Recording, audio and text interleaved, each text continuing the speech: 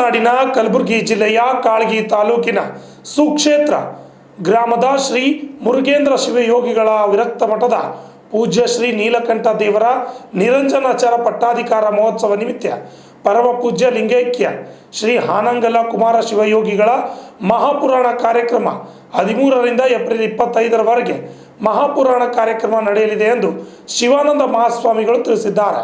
ಕಲಬುರಗಿ ನಗರದ ಪತ್ರಿಕಾ ಭವನದಲ್ಲಿ ನಡೆದ ಸುದ್ದಿಗೋಷ್ಠಿಯಲ್ಲಿ ಮಾತನಾಡಿದ ಅವರು, ಏಪ್ರಿಲ್ 13ರಿಂದ ಏಪ್ರಿಲ್ 25ರವರೆಗೆ ಮಹಾಪುರಾಣ ಸಾಗಿ ಬರುತ್ತದೆ.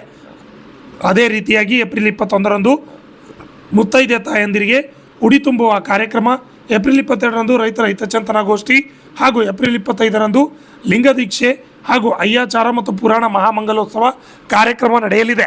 ಅದೇ ರೀತಿಯಾಗಿ ಏಪ್ರಿಲ್ 26ರಂದು ಬೆಳಗ್ಗೆ 11 ಗಂಟೆಗೆ ಪಟ್ಟಾಧಿಕಾರ ಮಹೋತ್ಸವ ಕಾರ್ಯಕ್ರಮ ಉದ್ಘಾಟನೆ ನಡೆಯಲಿದೆ ಎಂದು ತಿಳಿಸಿದ್ದಾರೆ. ಈ ಒಂದು ಕಾರ್ಯಕ್ರಮಕ್ಕೆ ಅನೇಕ ರಾಜಕಾರಣಿಗಳು ಮತ್ತು ಸಮಾಜದ ಮುಖಂಡರು ಸೇರಿದಂತೆ ಇನ್ನಿತರ ಭಕ್ತರು ಆಗಮಿಸಲಿದ್ದಾರೆ ಎಂದು ತಿಳಿಸಿದ್ದಾರೆ. Bureau report RJ32 Kannada news, Kalaburagi. ಓಂ ಶ್ರೀ ಗುರು ಬಸವಲಿಂಗಾಯ ನಮಃ. ಕಲ್ಯಾಣ ಕರ್ನಾಟಕದಲ್ಲಿ ಅತ್ಯಂತ ಪ್ರಖ್ಯಾತವಾಗಿರ್ತಕ್ಕಂಥ ರಟಕಲಿನ ವಿರಕ್ತ ಮಠವು ಬಹಳ ವರ್ಷಗಳಿಂದ ಶತಶತಮಾನಗಳಿಂದ ಹಿಡಿದು ಅತ್ಯಂತ ಕ್ರಿಯಾಶೀಲ ಮಠವಾಗಿ ಆ ಭಾಗದಲ್ಲಿ ಲಿಂಗೈಕ್ಯ ರುದ್ರಮುನಿ ಶಿವಯೋಗಿಗಳು, ಲಿಂಗೈಕ್ಯರಾಗಿರತಕ್ಕಂಥ ಮುರುಗೇಂದ್ರ ಶಿವಯೋಗಿಗಳವರು ತಪಸ್ಸು ಮಾಡಿರ್ತಕ್ಕಂಥ ಪುಣ್ಯಭೂಮಿ ರಟಕಲ.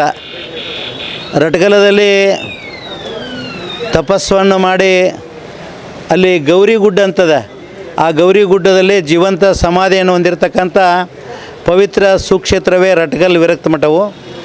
ಆ ರಟಕಲ್ ವಿರಕ್ತ ಮಠಕ್ಕೆ ಬಹಳ ದಿನಗಳ ಹಿಂದೆ ಪರಮ ಪೂಜ್ಯ ಲಿಂಗೈಕ್ಯ ನೀಲಕಂಠ ಮಹಾಸ್ವಾಮಿಗಳು, ಆಮೇಲೆ ಲಿಂಗೈಕ್ಯ ಸಿದ್ದರಾಮ ಮಹಾಸ್ವಾಮಿಗಳವರ ನಂತರ ಮುಂದೆ ಮಠದ ಉತ್ತರಾಧಿಕಾರಿಯನ್ನು ರಟಕಲಿನ ಸಮಸ್ತ ಸದ್ಭಕ್ತರು ಹಾಗೂ ಭರತನೂರಿನ ಗುರುನಂಜೇಶ್ವರ ಮಹಾಸ್ವಾಮಿಗಳು, ಆ ಊರಿನ ರೇವಣಸಿದ್ಧ ಶಿವಾಚಾರ್ಯರು ಹಾಗೂ ಶರಣರಾಗಿರ್ತಕ್ಕಂಥ ರೇವಣಸಿದ್ಧ ಶರಣರು ಎಲ್ಲರೂ ಕೂಡಿಕೊಂಡು ಆಲೋಚನೆಯನ್ನು ಮಾಡಿ ನಮ್ಮ ಹಾವೇರಿ ಜಿಲ್ಲೆಯ ಹಾನಗಲ್ ತಾಲೂಕಿನ ಅರಳೇಕಟ್ಟೆಯ ಅರಳೇಶ್ವರ ಮಠದ ಹಿರೇಮಠದ ಮರುದೇವರಾಗಿರ್ತಕ್ಕಂಥ ಪೂಜ್ಯ ಅನ್ನದಾನೇಶ್ವರ ಸ್ವಾಮೀಜಿಯವರನ್ನು ನಾವೆಲ್ಲ ಕರ್ಕೊಂಡು ಬಂದು ಅವರಿಗೆ ಪಟ್ಟಾಭಿಷೇಕ ಮಾಡಬೇಕಂತೇಳಿ ನಿರ್ಣಯ ಮಾಡಿ ನಾವು 13ನೇ ತಾರೀಕಿನಿಂದ ಅಲ್ಲಿ ಹಾನಗಲ್ ಕುಮಾರ ಶಿವಗಳವರ ಪುರಾಣ ಪ್ರವಚನ ಪ್ರಾರಂಭ ಮಾಡ್ತೀವಿ.